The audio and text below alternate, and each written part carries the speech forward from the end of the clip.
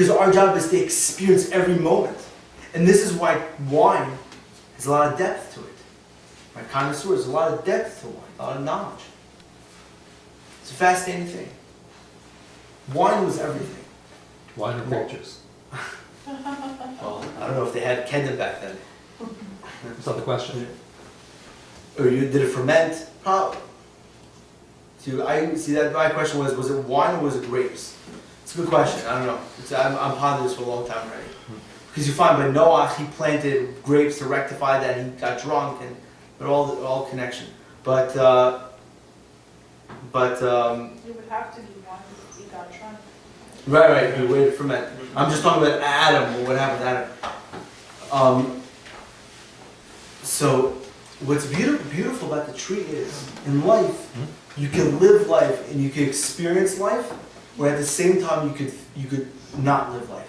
Either you could drink wine and experience the beauty of wine, or you could drink wine and get drunk with it, and be numb to the entire world around you. Either I'm coming tonight to share a wonderful Dvar Torah with everyone here, or I'm doing it really because I'm running away from my family behind me. It's the same action. But one is for the sake of Hashem, one is because I'm a bad person. Either you're doing something because you want to do something good, or you're doing something because you want to run away from something else. Either we're running or we're living. And our job is to live. Everything in life has dual personality. Either we're going to live it or we're going to hide from its reality. And that's a dual personality between the tree. Hashem said, I want you to live the tree. Experience the tree. But don't gargle it down like it was nothing. And that's what they did. And in fact, this is exactly what the Paschal Lamb does. The Paschal Lamb is a reincarnation of that tree. I thought the reason was that they didn't wait until Shabbat to have Yeah, they had to experience it. It's not, you don't just drink it fast, you let it settle in. The Paschal Lamb is the reincarnation of that tree. It was that same test. And that test has dual personalities. Has the Tov, has the matzah within it, and has the Ra, and has the bitter herbs. Are you going to experience the tree? Or you're not? Are you going to experience the sacrifice of Paschal or not? You find very fascinating things intertwined with one another. Right? The only sacrifice we're biblically commanded not to be an orel, to add a bris milah in order to eat is what? The Paschal Lamb. Fascinating. That is, the bris milah is what was affected when we ate from the tree of knowledge. Now, when do we eat the Paschal Lamb? In the afternoon, Bein Arbayim. When did Adam sin, in fact? The Ran tells us at the end of Brachas, he sinned Bein Arbayim, in the afternoon. We come to rectify that. It's fascinating. Everything about Pesach is all about the mouth. We drink 4 cups of wine. We don't eat chametz. We eat matzah. We say the story of Egypt, right? It's all about the mouth. It's about rectifying the mouth that Adam started. The word Pesach is Pesach, the mouth that speaks. Paro's name is Perah, the evil mouth. Moshe's name was Orel Shefasayim, the four-skinned lips. It's all about that. It's all about rectifying. What Jewish nation to Egypt was Adam versus the tree. The Jewish nation living in Egypt was a reincarnation of Adam versus the tree.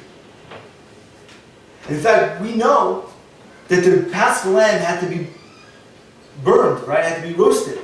Why roasted? Zohar says fasting 3 things. Number 1, to taste good. Number 2, we can see it if you cook it within liquid, you don't see the actual thing. You want everyone to watch it roast. So you develop an intellectual visual effect, somehow seek an intellect.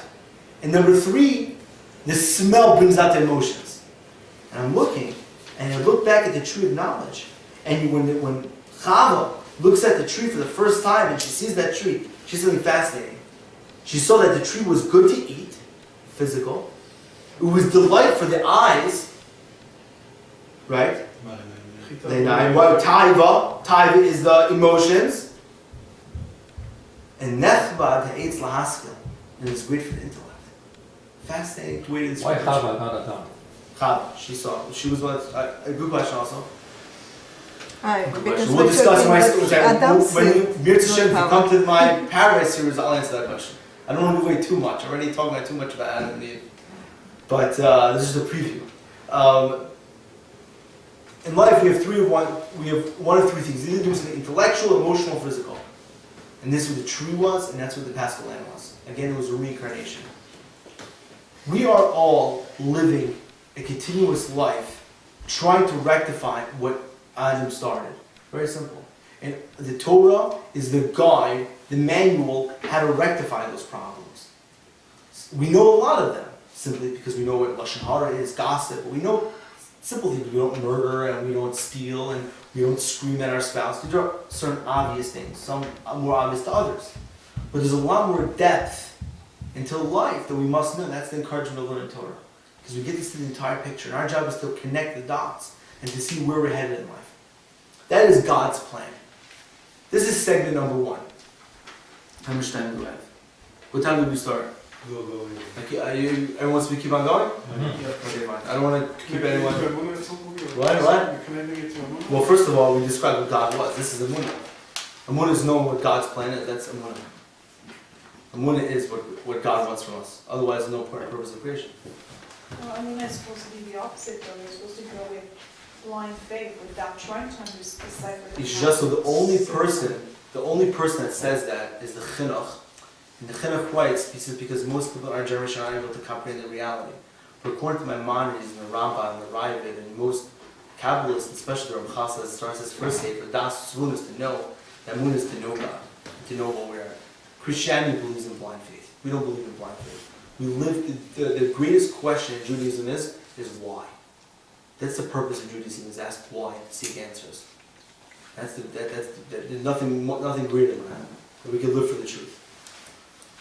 But I want to bring us to the second segment, our mission. Everyone's wondering about where do we get reincarnation with the heebie-jeebie and the souls. So we'll begin with that right now.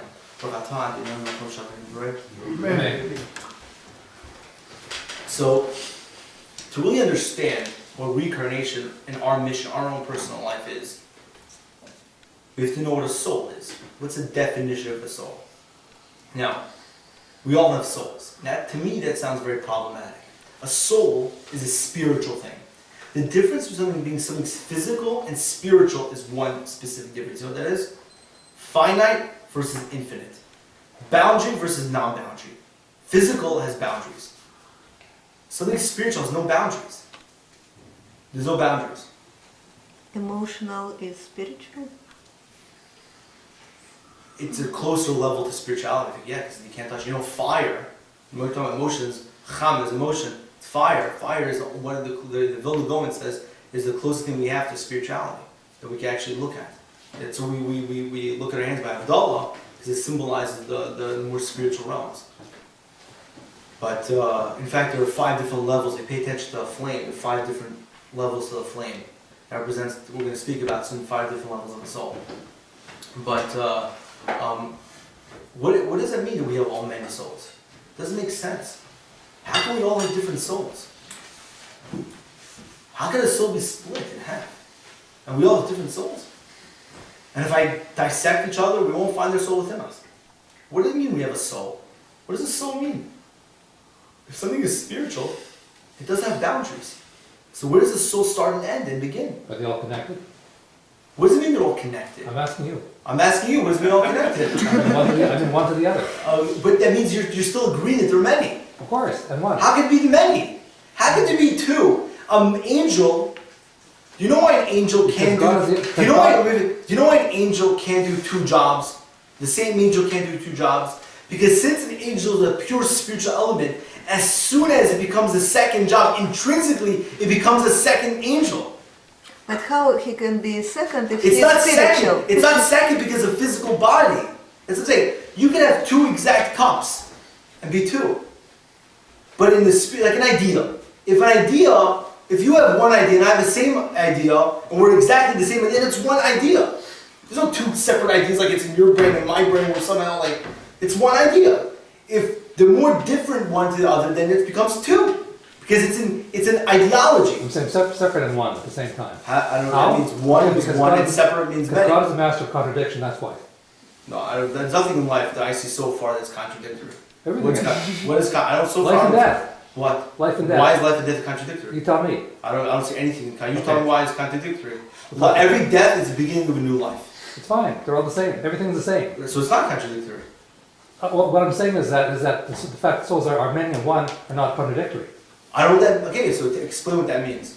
I don't know what that. I'm very down to earth and real. I No, don't you're know what not. this stuff You're means. talking about Kabbalah, but that's not down to earth. This is very. So far, what I told you right now is very, very logical. We're digressing. Right. So, that's the reality. Real Kabbalah is real life. It's not superficial hemispheres. When people are stuck in the hemispheres, they never touch the one aspect of Kabbalah yet. What does it mean? You know what the answer is? No. Because a soul in Hebrew is a neshama. And neshama is God. There's only one God. And what it means when we become in contact with our soul, it means we're resembling God. God is the neshama. It's like one fire at a camping. We could sit around the fire in different places. But yet we can all be simultaneously same distance from the fire. The closer we connect with our soul, the closer we're connecting with God. The closer we're connecting with God, the closer we're connecting with our soul. The neshama, I'll soon explain, is in fact God. It's all one neshama. And we're all connected with that. Do you know what I said? What? Isn't that what I said? I said there's one. You said there's many intertwined. At the same time. One at the same time. They're No. all connected. They're all connected. They're all one. We're all connecting, not the neshama. We're connecting. We're not speaking the same language, I don't think. Okay. And there's different types of neshama. Not different types of neshama. We'll get there. The chelak elokam imal is chelak elokam imal. There's no different types of neshamas. That's the wrong. Well, there's nefesh. They're not different. No, they're different There are animals that have experiences. souls, and there are No. donkeys who have souls. No, again, Every living being has a soul. It's But there's you're- also a chelak elokam you know something. When I was unique to Am Yisrael. when I was first getting into this, I thought like this as well. But it's not true. You're looking at the wrong lens. Did you learn Tani? Yes, all the time, many Okay. times. That helps. Okay. Sorry. Many times. I wrote a book. I wrote a commentary on time. That's my fourth book I wrote. I'd like to see Yeah, it. okay.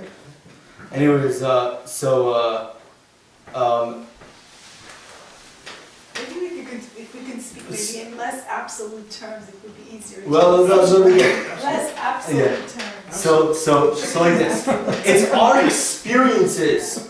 What we can, an animal can only experience a nefesh of God. That's where he starts and ends. It's the closer we connect with God, the higher that we can experience Him. And we have different terminologies for that, for us. Not for God's sake. God doesn't need these different terms. It's for our own selves. The closer that we connect with God, it's a higher, different realm. And we call those realms different names. And I'll explain. There are 5 as It's great explanation, actually. As It's a great and explanation. Mr. Benzican said this before, we have different levels of Rabbi Benzican, apologize. Different levels of the neshama. Different levels of neshama. The 5 are, there are many, there's unlimited amount. But the root we speak of is called nefesh, the life force, ruach, the spirit, the neshama, divinity, uniqueness, divinity. I know the Ira Kaplan, he translates, I'll tell you how he translates. He translates the neshama as divinity, chaya as a high one, living essence, and finally yechida, unique essence. So the nefesh is the lowest part that one can experience, right? It is experience of the physical body. It's being alive. You're living. The next level is experiencing God's breath, which is ruach. And finally, there's much more obviously, then when we experience God Himself, that's the neshama. The other 2 higher levels, chai and yechida, are within God's realm. And therefore, Kabbalah doesn't speak of them much. It's beyond our comprehension. Because we're finite, we have finite understanding, we're limited. So we're already bounding into the realm of infinity. And therefore, we will be limited to what we can understand with that. But just to keep it in simple terms and down-to-earth terms, you could compare them to 3 different types of music. And this is how you really could see how you could experience them. The lowest level of music is called nugim. Nugim means simple tune. Simple tune. No words. Just a tune. The Zohar says nagin means nagin, means to go to the garden. It's a first step towards the garden. And nagin, it comes to the word nagin, or nagin comes to the word nagin, lagan. No, nagin, yeah, same thing. So in Sefer Chassidus, they explain that a pintel yid is referring to the pintel, that spark in a human, that spark, that is the nefesh, that first spark. It's undefined. You have this fire within you, and you're ready to grow. You want to grow. You want to succeed in life. You don't know where you're headed yet. You feel lost. A nugget is just a song that keeps on going forever. It starts that spark. That's the lowest level. It's a nefesh. That's the first stage that a person can experience for himself. That's the first level, him resembling God. I'm searching. I want to know. The pintaliyah, the fire within the person. The second level refers to ruach, the spirit, which is rani. Rani, we say l'chunu rani el Hashem, or we bring in the Shabbos with poetry. Rani is poetry. It's when we start to bring in words, definition. We start to define our path in life. It's a higher experience of God. It's a closer experience with God. We start to define ourselves. Where are we headed in life and where are we going? That's Rani. Shira is the highest level. Shira is comparable to the Neshama. Shira, in fact, comes to the word Sar. Sar means leader. Shur az Yashir Moshe. Song of sea, the song of the sea. The word Shira means prophecy. But when Balak told Bilam, he said, Hashreinu v'lo karav. I see it, but it's not close. He was perceiving the future. When a shira is not only I have music, I have that fire burning, and I have the poetry, but I'm in control with my body. I once heard a great line from Solomon. We have free will, you know why? Because we could choose what we should not be doing. We have the ability to choose what not to do. It's easy to choose what to do, but it's a greater choice to choose what not to do. We have the ability to take control of our body, and that's a level of shira. That's a high level of the neshama. Zmiros is even a higher level. That's what we sing on Shabbos, the 160th Olam Haba. And finally, Kol, just the voice of God. Those again are a very deep subject. But neshama is controlled. That. So every step is another name for us to understand. Not that God needs those names. It's for us to comprehend, to know we're holding life. So we can make a measurement every night before we go to sleep and say, where am I holding life? Where did I experience in life today? Did I reach the level of Nagin? Did I go to the simple tune? Did I go to the poetry level? Or did I in fact get the level where it just changed my life? Well, it engulfed my entire being. It's for us to measure ourselves. Regarding... You always have to be conscious that you are in that realm. Hopefully. It's not that easy. We're so distracted today. And this is where reincarnation comes from. The Vilna Gaon explains in the whole book of Yonah, of Job, is in fact an analogy to reincarnation. It explains the going.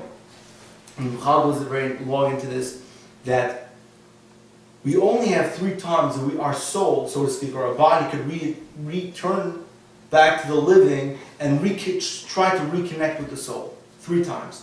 Because we have 3 parts of that ability to reconnect with. Either the lowest level, the nefesh, the middle level, the ruach, the spirit, or the highest level, the neshama. And any of those levels that we were missing is a level that we didn't resemble God, and therefore we were lacking in the experience of God and that pleasure. So God wants to experience that pleasure. So He gives an ability to go back into our life and to start where we ended and regain those things that we're missing. If we just experience nefesh, we'll come back to nefesh and we'll give a chance to do ranin and shira. If we hit ranin, we'll give a chance to do shira. And if you didn't experience the full level of shira, only halfway, God will give a chance to go back and experience the full level of shira. Those are different ways, what it means, Kabbalistic reincarnation, to give us a chance to experience the soul, the neshama, which in other words is called the breath of God, as our Rabbi Kaplan says beautifully, the breath of God. We're experiencing God Himself. That is one soul, and our job is to If after experience it. 3 times you don't succeed, then what? So, there's hell. What is hell? Hell is a cleansing process. That's purgatory, that's not hell. It's like That's hell. Gehenna is hell. You want to call it a different name, call it a different name. I call it hell. There's no London. real definition. Gehenna means the depth. Okay, call it the depth. I'll give you that. Gehinnom, the deeper depth. You want to call it anything. That's a very complicated subject, and hell's not a bad thing. It's a very good thing actually. But we have this so distorted image of with the guy with the stick and the spade, and it's not a Jewish ideology. Hell is a gift that God created that for such situations that we don't obtain such levels, God gives another avenue and a different spiritual realm to obtain those levels, and it comes through hard work. The hard work is painful as much as life is painful. Kids are greatest happiness, but kids can be the greatest pain in reality also. But not to all Jews though. Yerovam, for instance. Children are painful. I'm talking about not to all Jews. Yerovam is one such example, I think. What? Yerovam is one such example. That purgatory doesn't help. Is that not true? We're living. We're living, right?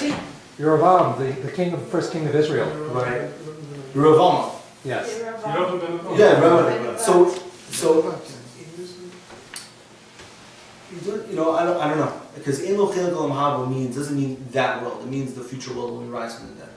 Olam haba means the future world. It doesn't mean Gan Eden or whatever we call that. Olam haba means the future world. It means they don't have a chilek in the times of Mashiach when we all rise. That's what chilek olam haba means. You can refer to Rabbi Ben Zakein. That's what Tanya says. So what happens to him then? What? So it's only Arvan ben Avad is, I guess, just left as a physical form.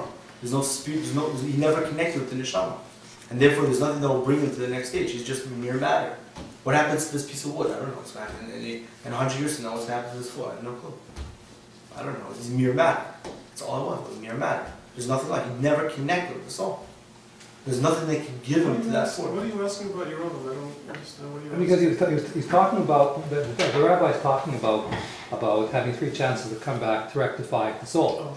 The soul can't be rectified after 3 times. In the case of the Yerovam, which is obviously, according to the Talmud, will not come back. There were a couple who did There was a few of them, Right. yeah, and he was one of them, right. That was my example. So if he can't come back with the mating, what happens to the soul, which is Yerovam? Again, a soul is God. Nothing happens to God. God is intrinsically always. God is before. Soul is before the world was created, even afterwards. He never connected with the soul. Therefore, there's nothing will continue him to the future world. Well, the But Talmud says... He will. But he's still there. He's still there though. What? Yerovam is still there. Where? Where's what? Where's what? He's still there as part of God. I don't know if he's there. He was there till you. You just You want to finished telling simple. me he's You want to talk about near Gemara? You Gemara says just till- finished telling me he's still there. He's part of God. He's still there. God is always there. You know, but is no. We're talking to different lines. Start again. The soul of Yerovam is not going to come back and forget the mating. That's what No, he it said. doesn't say the soul. It means he will never He come won't back. come back. You won't come back. Why? So where is the soul? The soul is God. Right. So it's God's always existence. So there's- He never experienced the soul, and therefore he's mere matter. He's no different than a tree, and therefore he will die out as much as a tree will die out. He's matter. Matter dies out. Trees die, and things die out. You want to talk simple Gemara? I don't really get into this, but he burnt out. Like anyone else, we burn out. We don't want to learn it. We burn out. We have times when we just burn out. But it still has a soul. No, God is the soul. Okay, it's complicated. Once he lost by being God's soul, as opposed to coming back. Our job is connecting with God. That is the soul. Once he lost by being part of God's soul, as What? opposed to coming back. He never connected with God. He never resembled God. He's part of God. You just finished saying that. What? He's part of God. He's mere matter. No, he's not matter. He's soul. No, he's not. He's not matter. He is He matter. didn't come back. He didn't come I back. think Acher was one of those as well who was named that he said, "Ein l'chelek l'olam haba," but Did someone mayor was able to bring him back? But then the Gemara says, or some sources say that he did. Because Chusim, he At had the some end. resemblance. So we don't really know. So We don't really know. That's right. I shouldn't ask these questions. No, you should. You should always ask good questions. Always ask. Always ask. Always ask. But because it's getting late, I just want to get to the next lineage. I thought that every living Everyone has a chilek olam haba. has Everyone has a a chilek olam haba. soul. Everyone has a soul. We all are connected with God. We're all connected with God. So there's a contradiction there. No, it's not. We're connected with God. You We're were saying born- it's pure matter. Can I tell you, when you look at a child, the child's But you were just saying there's pure matter. because he distances himself from the soul. He distanced By doing himself what? by doing all evil. Yeah, yeah. He was an evil person. But He he's killed still- people. He murdered people. He did avodah zarah. He did all evil things. But That's he's still a God. He's God creature. what? He's God Fine. creature. Okay. You can ask a very good question. Okay, so Hitler. Let's talk about Hitler. Let's talk about Hitler. Hitler's also God's creature. Does that mean that he is a Chayv Muhammad? Okay. Let's talk about the next subject, lineage. Let's talk about lineage. Lineage. This is much easier. Lineage is the third segment of reincarnation. If you ever look in the Torah, Yaakov is always associated with rocks. You ever notice Yaakov is all about rocks? He builds an altar of rocks. He puts rocks around his head. He takes the rock off the well to give Rachel the water to the camels, and he's all about rocks. Even the Torah says in Shemos, in Parsh Vayechi, he calls him Even Yisrael. He's the rock of Israel. Rashi says over there, he was called Av Ben Yitrukin. He was father and son in one. You mean to say in Even, the word Even has two words to it. Av, father, and Ben, son. Even, father and son. In unison, it's a continuation. The difference between a Lavan, which is a brick, an artificial brick, and an Even, a rock, is one is man-made, and one was not made by you, it was made by the Creator, so to speak. And Lavan only has Ben in it. There's only son. There's no Even. There's no continuation. It's you, yourself, and I. It's nothing else. Even is a continuation. Yaakov was a symbol of continuing this megalgal, this reincarnation, this test, to his children. He was giving it over to building the Jewish nation. He was called the Rock. You find something fascinating. In the story of Babylon, when they built a tower, what did they build them out of? Bricks. Levanim. Where did they find the place? In the deepest alley. Babel, the lowest part of the world. And the question is, why would they, if they want to build a tower to fight against God, why would they the lowest part? Build it in the highest mountain. Go to Mount St. Everest, climb up, and you can give yourself a few, 60,000 feet of rock. Difficult. Like, it doesn't make sense. So if you look at the psukim there, the pasuk says they took avanim, they took rocks, and they made them into levanim. They turned them into levanim, why did they do that? And the answer is as follows. They were not building a crazy tower to go somehow physically fight sword to sword with God. What they're doing is they're trying to show the Koach Etzem Yadi that I could live a life and I could build towers and skyscrapers and Empire State Buildings, Empire State Buildings, and Twin Towers, and all sorts of things. And you know something? It's me that did it. It wasn't God. I don't need God's help. I'm going to go to the lowest part of the world. And I'm going to not even use rocks. I'm going to build my own bricks. Because everything's up to me. I'm not part of God's plan. I'm separate myself. I'm me, myself, and I. We fight that. And we say we're part of the lineage. We're part of life. And we continue this life. And this is the fact reason, if you ever go to, and when I spoke many times at funerals. And before I came to Ottawa, I was a rabbi in Yardley, Pennsylvania, and also in Miami. And you always notice that at funerals, people put flowers. And Jews, right, we like to put rocks. I think it's so morbid. Why put rocks? Put flowers. And the answer is because a rock, a tombstone, is not just a tombstone. It's a foundation of what this person built. And we believe that this person didn't just live today and die today for just today. Because his life will continue through his children. There's a lineage going on. And his children now have the opportunity to build his monument. Every time they do a good deed, it's another rock. They're building the monument. See, a flower is beautiful today and it's beautiful tomorrow. But the next they'll die because it's totally cut off from its roots. We don't put flowers because we don't believe that we're cut off. We believe that we still exist and we're still ever continuing. There's another concept of reincarnation. We're continuing the lineage. We're called avanim. We're called the foundation rock. we continue the traditions of our father to our children, to our children, to our children. And every act that we did, our children do is as if we did it ourselves. So this is what the rocks that we put on? Rock, because we symbolize building Oh. the monument. You ever had a chance, anyone had a chance to go to Israel? I know you just came back from Eretz Israel. You ever had a chance to go to Israel? If you go to some of these Gedolim, I've been to Moshe Feinstein's cave in Har Menuchos. There are 4 or 5 feet of rocks. Like literally 4 or 5 feet, or something like that. It's crazy. But this is what he built. That's his monument. And our job is to create our monuments. And our children create them within us. It's our job. And we live every day. In fact, that's also commentary why God opens up the book of life and the book of death. That simply means because he's going to write, God forbid, one name in the book of death or the book of life. But in reality, what God is doing is God is judging the book of the dead as well. Because they have a chance now to go higher and higher and higher, closer and closer to God. Because through the act of their children. So he elevates them. We say Kaddish, we learn their name, we elevate them because we live them. We are the reincarnations of our parents. Okay, thank you very much again. And I apologize if it was too complicated. On behalf of everybody, we want to thank you. And tell that you enjoy it. Yeah.